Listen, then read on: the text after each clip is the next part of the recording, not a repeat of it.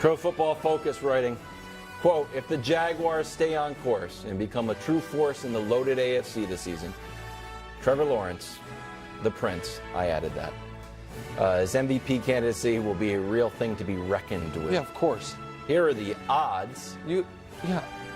Yeah, those are the Vegas odds. You have to be a real... We put the Prince on there. Don't we have some editorial standards at the NFL?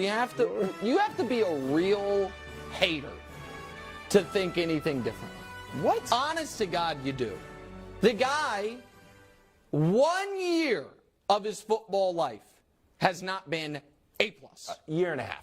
No. He played good for the entire half a year. And then even for the first half of the playoffs. But that's not, first of all, that's not how we do things. But since you said half a year, you know what? Let's just draw it up on the fly. Let's show those half a year stats that you're talking about. The final half of last season. Great. A 9-game sample. November to now, so he's top 2 in the NFL in rating, in touchdown interception ratio, and completion percentage. He's 250 yards per game. The Jags are 7-2. And then how did he do in the postseason? Yeah, his initial foot and toe in the postseason water, it was a little choppy. A little? And then he authored the 4th greatest comeback in playoff history. And then he went to Arrowhead and played the best team in the league and played them as tough as anybody. 9 games. So, not even 9. No, You're counting like the 2 losses as awesome games. He what won do you mean? 7 games. I'm sorry he didn't. No, he won more than 7 games. They only played 9 from November and that's what you really liked. You like he had a 9-game stretch where he was awesome. No. Hold on. I'm sorry. I liked his high school career, his college career. I liked everything but his rookie season. That's and almost now, every let NFL me tell player you the was other. awesome okay, in high that's school funny and because college. none of them were Gatorade High School Player of the Year and national champion undefeated the year Trevor Lawrence was. But that's neither here nor there. Now here's the other reason, Brew, and this is where I'll sway you. Show me the schedule. Because we've talked about, oh my God, the Jets schedule's so tough, and the Chiefs have the toughest schedule every year. The Jags, because of the division, and because the cross-conference division is the NFC South, they have their own division, and then the worst division in football. Yeah, of course they're gonna get beat by the Chiefs. This team legitimately could be 13-4 without even being awesome. And so, yeah, I mean, look at it. You just say they're losing all of their really hard games. There's only 4 of them. There's only 4 of them. And so, of course, yeah, a #1 pick in his 3rd year who has the Peyton Manning profile, except he actually had a great playoff game way before Peyton Manning ever dreamt of having a great playoff game. Yeah, I think he's going to be pretty good. And I think he's a legit candidate. I don't mind having him in the top 8. I just have a problem with where. And it's not a huge problem, but don't tell me Lamar Jackson shouldn't be higher than the Prince. Well, what about your Lamar Jackson's about to have a great year, all right? He's got everything is, from what we see in the offseason, everything is looking good. All right, so I'd put Lamar in the top 5. Okay. And then I also would put Aaron Rodgers ahead of the Prince. I'm sorry. You just can't quit Rodgers. You put him in the Super Bowl last year. Oh, he's only got Garrett Wilson, Breece Hall, what looks like it's going to be a top-notch defense. Do you think the Jets have better weapons than the Jags? I do not. I think they got some really good weapons. Okay, I think Breece Hall coming off an ACL versus Travis Etienne, and then Allen you have Lazard. I'm not that big on Allen Lazard, but as a 2, I like Calvin Ridley, Christian Kirk. I mean, listen. Garrett Wilson is he was great. Awesome as a rookie, and I think he's a very good player. I don't know that he's better than Calvin Ridley. I don't. Calvin Ridley's a year out because of suspension. You guys just don't. Here's the thing that I would try to convince you guys. Go. Because you guys, are bothered that what appeared to be my worst take, which was my belief in the Jags steadfast, turned out to be one of my best.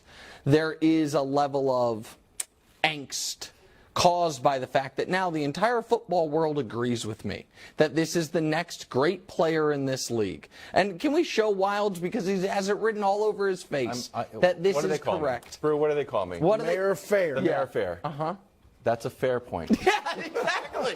Thank Part you. of our, I like Trevor Lawrence. No, you don't. No, I like don't Trevor like you. Lawrence. The fact that you're out here gloating and you made a stand and you brought in the trumpeters, that's was bothersome. Yeah. And then the guy threw 4 interceptions in the first half, and we're like, we're redeemed. We're going to crush Nick. And and then the Chargers lose the game. Yeah. And he wins. That was good for the show and was good for you. I thought I was going to be the star of that show. Okay, so that's all it You became is. the star, and I'm a little. That's all it is. So just I know that. Okay, But that's you put our also dirty laundry out on that. You also like Mac Jones better than Trevor. Why? Because which he was also a national champion. Do I ever talk about it? Occasionally. yeah. But Was he a Gatorade High School Do player? you hold on? Can we just, since we only have like 45 seconds left? Yeah. Do you actually think, Brew, Aaron Rodgers is going to have a better year than Trevor Lawrence? I think he should be ahead of Trevor Lawrence right now on that MVP. I think Lawrence is a dark horse candidate. Okay. I think he might be my pick. Because I don't To think win they're- it? I don't think they're going to let I'll take Mahomes. win it. I'll take No, Mahomes. that. Great. What turn of events? I said he might be. He loves the show too. I said. Wow, Patrick, no one believed in us. What the media has blown this so far out of proportion, right? Like we are in rookie or mini camp. We're not playing a game for 4 months. He doesn't show up one day. He's still there. Coach asked him to go home. We were in talks and discussions of trying to resolve some things, and it wasn't anything major. And media just blew it up. And they're still talking about it. She's like, let it go. Let it go. There's no reason to continue talking about it. He was on the field with us the next day. It was not a big deal. What, Wild? Just can't. What? I just can't. What? Let me give you a break.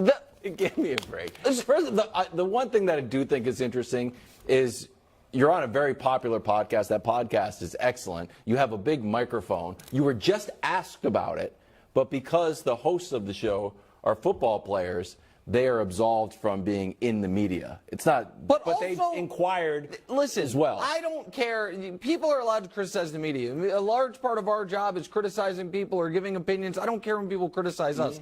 I do care when what you're saying belies the history. There is really 2 people, and 2 people only, responsible for this being a thing. The first one is Stephon Diggs. But even him is not the biggest culprit. You know who the biggest culprit is? Sean McDermott. Sean McDermott. Because he's the one who had all the words available to him and chose these 2 twice. Very concerning. Very concerning. You know when we all took it seriously? This wasn't going to be in our show. No. We weren't talking about the Bills mini camp. We're not in Orchard Park. It was when Hubs texts us. He's like, look at what Sean McDermott said. And Sean McDermott looks ghost-faced, like Stephon Diggs. We're like, is something really wrong? Pulled like Diddy at USC and was throwing stuff. It was like, we are concerned, man. And so that's who his beef is with. His coach sounded the alarm. And then his coach did the same thing the next day and was like, what are you guys talking about? Like it was an out-of-body experience. And then, Brew, the one thing Josh didn't say there was when he was like, yeah, and he was there the next day. And then the day after, which was our 3-day mini camp, well, that day got canceled. And we didn't really explain why, but it was canceled. So he wasn't there, but nobody was there because it was canceled. Give me a break. I am totally with you. And look, all we did as the media, which is what we're supposed to do, is look at the situation and then we offered our response.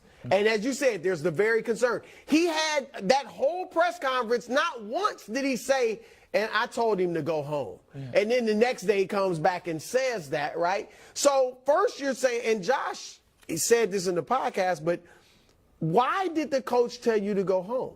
I mean, that has some degree of seriousness. We're just getting together, right? We're just coming together, and now he's sending you home. And then, as you said, they canceled the practice.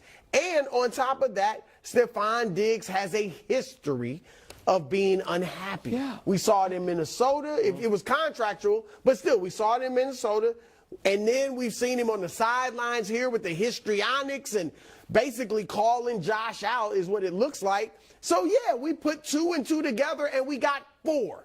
And you get mad at us for that? So, no, it's Trivia question for you, Nick. Yeah. Who has the best team chemistry in the NBA? In the NBA, The NBA, who has the best? I think the Bucks, but Okay, give me the other one. We always talk about it. Jeez, I thought this was the one. what's the answer? Heat culture. Thank you. That's the best culture. That's not chemistry. Chemistry, Yeah, chemistry, got and culture. chemistry, though. Okay, Darn, go you got ahead. it wrong. Sorry, go ahead. What was the one team that almost fought each other on the sidelines? No, Do you remember? When Spoelstra and Jimmy. We're going to physically fight. And Jimmy was like, or Spoelstra was like, do you want to fight? Yeah, they were like gonna fight. almost incredible. And they have the best chemistry. Yeah. But you know why it wasn't a big deal? Because everybody got up after in the press conference like, yeah, that's what happened. Brothers fight. Right, That's right. what we do. We're a family here. We get into it. We scrap. That's what we want. Yeah, good point. There's such a mystery around what this was. It's like, and Josh Allen has to like overcompensate every time where he's like, I love him.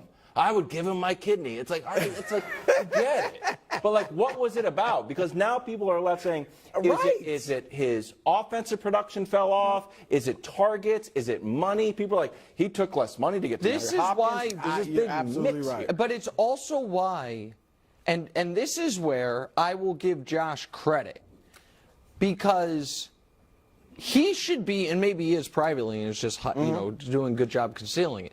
He should be furious with McDermott, furious, because since we all know that Diggs just got a new contract, and we all know Diggs is as targeted as any receiver in the league.